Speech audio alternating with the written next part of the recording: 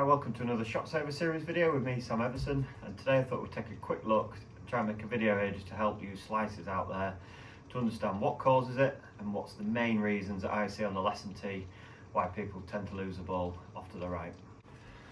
Right, so it's going to be a nice simple video this, because for the majority of players who lose the ball, for a right-handed player, slicing it off to the right, it's a common scourge of a lot of players. See it almost every day when teaching. It's important to understand what's causing that. So most people already know that's your face angle getting open or to the right, again for a right-handed player, and that's causing the ball to spin off uncontrollably, and we lose it on those back nine holes, especially at Harrogate. You can lose a lot of those shots out of bounds. So it's a bit of a killer off the tee. So before we've even started, I'm just going to make you aware of two words used quite a lot in lessons. So position and pressure, and we're talking about the grip. So number one, you'll see on this old glove here, I've just drawn a red line and some green dashed lines. What we see initially with a lot of players who slice with an open fade is they're putting the grip through the red line. You see the red line's going too high through the hand. This puts the wrist in a poor position and opens the face excessively on the backswing and into the downswing. So first off, think of the position. We're going to try and get the club a bit lower in the hand. You'll see those green dashes there, a lot more down to the base of the fingers, base of the palm, and we're going to sit it in that part of the hand, and straight away there you'll see this wrist working more over, so more of the top of your hand over on top of the grip. So that's the first thing to check if you're a player who loses the ball off slicing. Right, so the second P word is pressure. This is obviously, as the name suggests, how hard are we gripping the club? And it's not necessarily at address. I think a lot of players, when they're hitting the driver, especially when they've got those holes where there's pressure not to lose it to the right, or it's a longer hole and they're trying to hit the ball what they feel will be a way to hit it harder and longer, this grip pressure increases on the way down. So we end up with this squeezing the handle of the golf club. So all really good golfers, you'll have seen this on telly a lot, the slow motions. What do they all have? They all have this forearm roll. So as the forearms roll, the grip rolls. For a right-handed player, that means we're rolling it left. And if the grip's rolling left, the face is rolling left. So we're controlling that open face. So if we can think of position, low in the hand, pressure, a good hold but not excessive tightness in the forearms. Forearms should feel nice and loose. Then if we make a few swings now, just try and make let the feel of the golf club. You'll start feeling the natural turn of the club. The way the golf club's weighted with all the mass on top of the shaft, that club just wants to naturally turn and square up for you.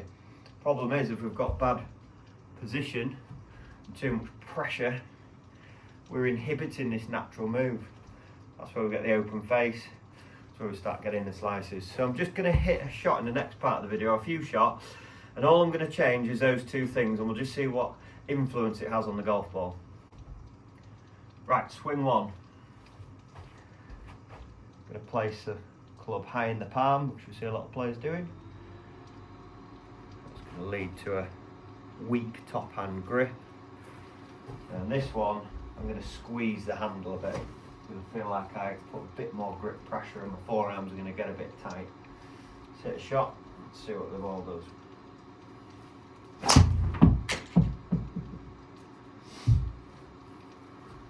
So I'm not sure if you can see that on the screen, that is a massive slice, that's out of bounds on 18.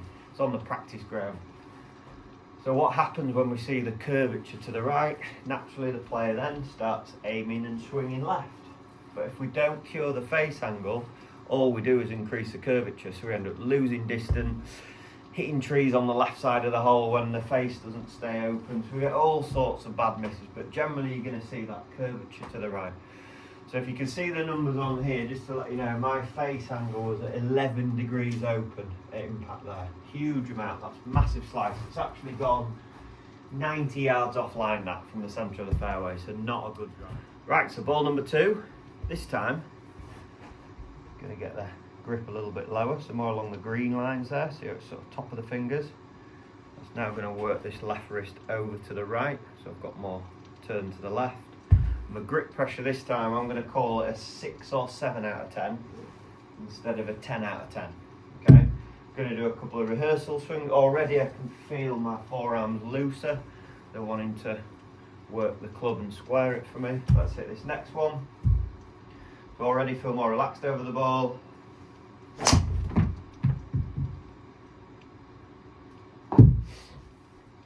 Felt way better, felt looser, felt like I could actually put more power through the shot. All because I'm not forcing the handle end. So next time you're at the range, practice that. Get the grip lower in the hand and looser grip. Make a few swings, watch that slice disappear. As always, thanks for watching, hope those tips help. So to summarise, next time you're practicing or even when you're on the court, think of the 2 P's. So position, lowering the hand, pressure, take some of that tension out of the forearms, let that club release, and like I said, watch those slices disappear. Thanks for watching, and I'll see you on the next video.